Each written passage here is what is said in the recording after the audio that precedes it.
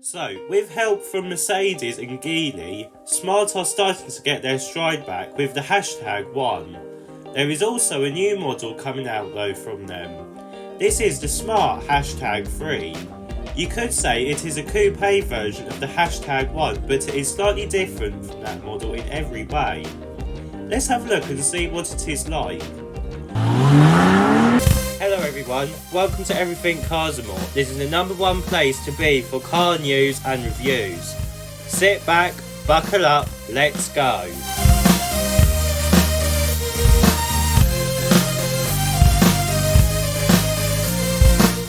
So to start with, we get a very familiar front end design that closely resembles the hashtag 1. The lower grille is identical to that car, but the rest of the front end is actually different, and if you look closely, the headlights for example have the same design elements as the hashtag 1, but the daytime running lights have a slightly different graphic in them, and they are also slightly thinner, giving them a sporty look. The bonnet is also sporty looking too, and you also still get this light bar connecting the headlights together. Finally, the side vents are also different on this car as they are slimmer and more aggressive looking.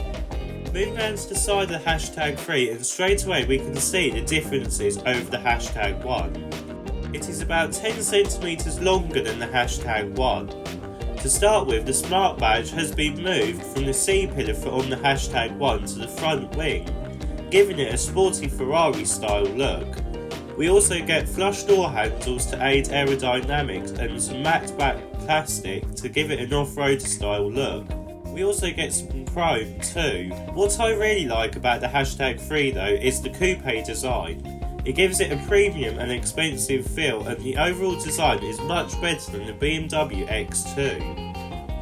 Moving around to the back of the hashtag 3, and whereas the hashtag 1 is more of a cute baby bubbly rear end design, the hashtag 3 moves away from this, giving it a sporty, almost Coupe Leon type of design.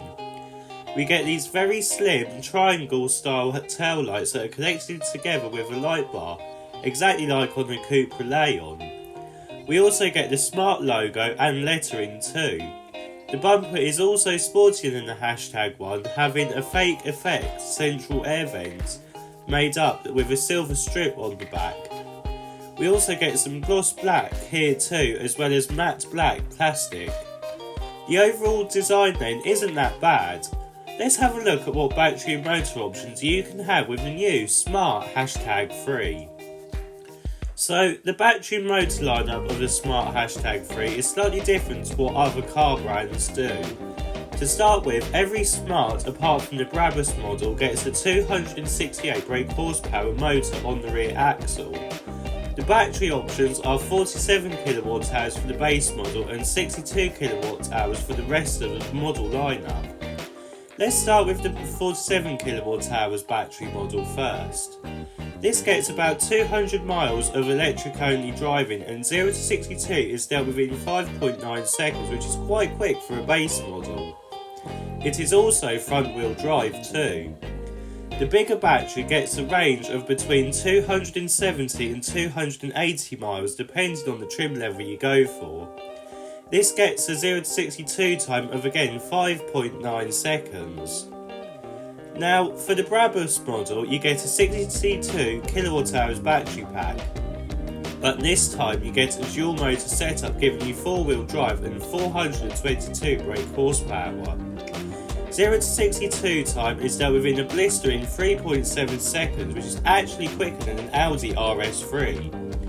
The range is also decent at 255 miles. The price of the new Smart hashtag 3 starts at £32,950, which isn't bad for this type of car. Let's have a look at what the interior is like. So climb inside the new hashtag 3 and you will know that you are in a Smart, as it is very similar to the hashtag 1. We get the same infotainment system as before with the 12.8 inch touchscreen.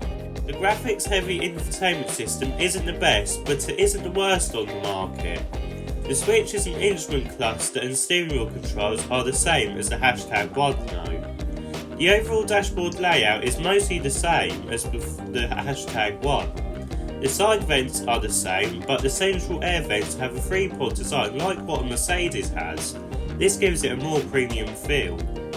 The centre console trim also stretches further down the centre console this time, again giving it more of a premium feel like a Mercedes.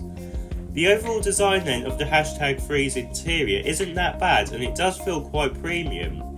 The seats are also sporty, supportive and comfy too, and we also get this glass panel roof on some of its models. Let's have a look in the back and see how practical it is and what the materials are like. So get into the back of the #3 and you will be pleasantly surprised by how roomy it is in the back. Now, compared to other coupe SUVs, the headroom is usually the downside for practicality, but on this model it is actually very good, and so is legroom. Now, I'm just over 6 foot and I can just about fit in here comfortably for long distance journeys. You do also get an armrest as well as some air vents, and the material quality in the back is exactly the same as the front, which is rare to find at this price point of car. You also get a little Smart logo on the rear seats, but if you go for the Brabus model, this changes to the Brabus logo. Let's have a look at what the boot's like. So, opening the boot by pressing the middle of the A of the Smart logo, and you are welcomed with an electric tailgate and 370 litres of boot space, which is decent for this car. You also get underfloor storage, which is also handy. You also get a front boot, albeit it is a small one so cables won't fit in there, but there is enough room for your tyre repair kit and locking wheel nut. This is a shame really, as you will have to store the cables in the boot, but they can go underneath the false floor. So in summary then, what do I think of the new Smart #3? Well, it is better than the #1, and it really shows where Smart wants to go in their new lineup as a brand, and I'm all for that.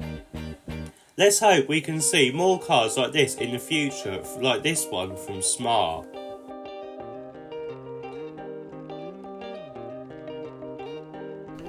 If you like this video, please don't forget to like and subscribe. See you in the next video.